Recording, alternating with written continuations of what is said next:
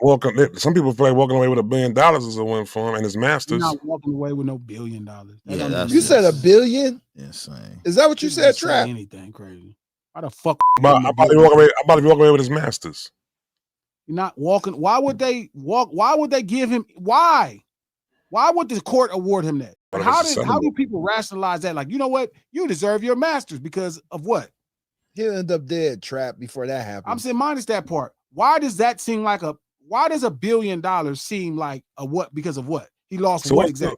What's the lawsuit for? $500 million? No, they never said money. But I'm saying, what do you think? Why would a judge say, hey, you deserve this because of what exactly? Like, what would he be able to show that he lost? His records were still selling.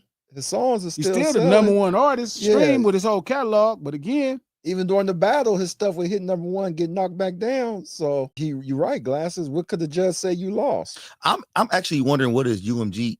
This lawsuit might be even helping the UMG. Probably so. Well, it's really for to make them. Really, it's in a bad position. They finna. I was talking to Lex yesterday. Shout out to Lex Diamonds at the lunch table. But I was talking to Lex and I was explaining to Lex, like, black people didn't abandon country music. Black people ran out of country music because, like, the same thing that happened with black rock and roll. They won't finance black rock and roll, and everybody trying to make a living, even musicians. And the problem is if it's the same thing that could happen to hip hop. He doesn't already own his masters, Black October. That's not true. It don't work that way. It don't work that way. So you said they will pull the money back. I mean, he could ask for a damage, but again, it wouldn't be nowhere near no $500, no $1 billion, let alone his masters. None of that shit wouldn't be nowhere near that type of money. I'm talking about UMG being mad at this situation. They can start pulling money back from, promoting the artist or something because of this.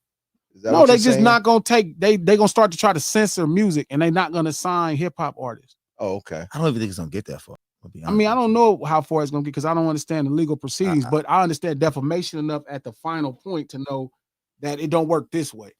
Yeah, I don't think it's gonna get that far. And that's the thing is like shout out to Monica J. He actively participated. That's the problem. Even if he feels like, I can verify because Dave is not Kendrick's kid's father. You're creating something really crappy, whether you understand it or not. I mean, it's really nothing good comes from it. But you know what? Something special that hip hop will live a little longer because they got the person that was at the center of gentrifying the idea out. I honestly think when the Canadian Karen calmed down, they'll probably end up paying him a couple, probably $10 million or something. They're not gonna pay him nothing. You think they'll pay him anything? Yeah.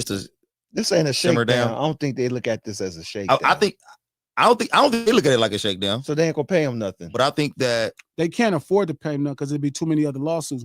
What happens if now that makes sense? What if Duck Mama? What do you do with Duck Mama? Like you gonna start spinning out? What is Eazy-E family does with Fuck with Dre Day? What does Luke family does with Dre Day? What happens? Yeah, but that make it worse for Drake then, because then if they're not gonna give him a payout just to shut him up, then he ain't gonna get shit. Why they need to shut him up for? Because maybe they're still selling Kendrick. I would imagine Drake is still selling records over this. And that's what I'm saying. I'm just kind of wondering what's UMG angle on this. How do they? I would like to know what do they like what do they feel about what's going on right now? They're upset. The homie said they upset and they're gonna fight it all the way out. So they're actually upset about this. Hell yeah, because it's just somebody they did a lot trade secrets. You gave out trade secrets. We did a lot for you. We did a lot for you. We let you in the kitchen and see how we cook. We did a lot for you. And you mad you lost one battle. You mad you lost one battle. That's crazy. Or mad you lost one battle. Yeah. Around with that kind of money they got with the doing. That's inevitable though. Huh? It's the inevitable. It's crazy. Like he with the wrong people. You know what this is coming across? It's coming across like a boxing match and somebody get hit so hard they start fighting the referee. Yeah, I see that. That's funny. Like this would look like Kendrick hit this nigga so hard he started fighting the referee. Like, what the is he doing? It ain't listen, shout out to everybody said trade secrets. That's not how it worked. Listen, man. If you could bot a record up to success, I would have a lot of records that are successful. If you could bot a record up to gold, I would have 7 gold records. I wouldn't have 2. If you could bot a song up to platinum, I would have it. If you could bot a song up to the #1 song in the country, I would have it. If all of these things, I would have them. You don't feel like You don't feel like the botting, like the botting is something that just starts the engine up so that it could, you know what I'm saying, go on its way like that though? Like they cook it up right there so that it could go on its way. I think every last artist, I think Spotify does a good job of marketing using their own things to make sure people go to Spotify and to move it when they see something that's contagious. But it's not used the way people think it's being used. Yeah, it ain't being used. It don't work that way. You can't buy the record to gold. That's 75 million streams. You can't buy 75 million streams. You can't buy 7.5 million streams unless a song got 750 million streams. You can't buy 500,000 records and make a gold record back in the day. You can't do it that way. Like, that's the problem. Can't do it. And people don't get it. So when they keep saying that, it's just misleading to the general public. If they could do that, they would buy everybody's record. They wouldn't have a failed artist. 90% of the artists wouldn't fail that label sign if that was the case.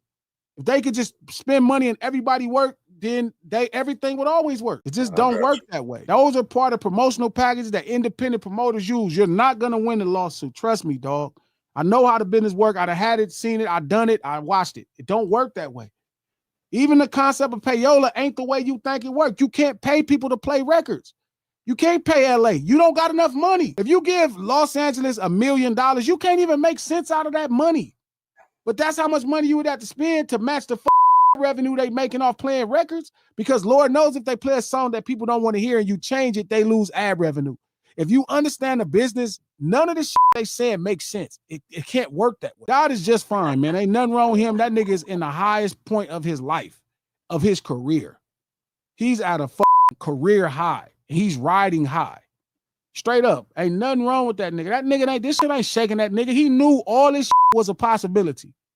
None of us are surprised that he doing this. We just laughing like, damn, I never would have thought he'd have just went this far. He just don't know how to lose. But people keep saying you could boost a hit record to make it bigger. When you saying that X11, you don't know what that really means. That all you can do is get more exposure to more people when they get a hit record. You can't boost. It don't work that way, homie. Like, you can't do that. How the fuck you buy 75 million streams? You know how crazy that sounds, bro? Like, you know how many streams? Like, it's hard. It's not simple. Every business, everybody in the business does the same thing when it comes to hiring promotional companies. But a hit record stands on its own. I mean, we knew that when we heard it, what it was, though. Yeah, it was a smash. It's faster than... Man, I've been telling them niggas for years. What's funny is, homie, I told Roddy, when Roddy first started rapping, the homie Bird from Park Village used to bring Roddy to my studio, Roddy Rich. He used to record at my studio. You can hear Roddy the first day. He was so talented. He was such a special act. I was like, damn, this nigga dope. But he wanted to make a lot of shit to me that sounded like Thug, Gunna, and Future. And I said, man, listen, I learned a lot about hip-hop, homie. This 2015, 16. I said, I learned a lot about hip-hop. I could share this with you. I said, it's not going to make sense until you culturally, right? You start to figure out how you going to find a rhythm, find a tempo of where we from, you feel me? And work from there. I said, but if you do all this other shit, it's going to have a bad adverse reaction. You're not going to like the finished product. And I remember telling him that he was so young, but he was such a gifted kid, man. He was so gifted, so talented. And Bird was listening, but Bird was fighting me. He was like, man, Glass, no, we're going to move to Atlanta. I'm like, hip hop don't work that way.